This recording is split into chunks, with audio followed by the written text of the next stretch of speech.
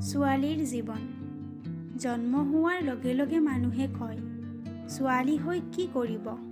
ল'ৰা হোৱা হ'লে দেউতাকক সহায় কৰিব পাৰিলেহেঁতেন। বয়সৰ লগে লগে তুলনি বিয়া নহ'লে ছোৱালীজনীৰ কিবা বেমাৰ আছে, সেয়েহে এতিয়ালৈকে তুলনি হোৱা নাই।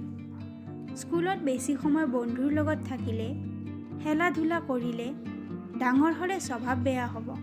এতিয়াৰ পৰাই ল'ৰাৰ লগত ঘূৰি ফুৰে।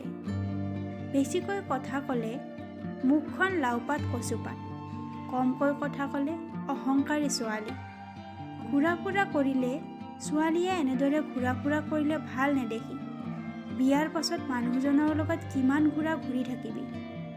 পঢ়া-শুনা শেষ হ'বলৈ নাপায়েই, ছোৱালী চোৱা মানুহ আহিয়েই পালে।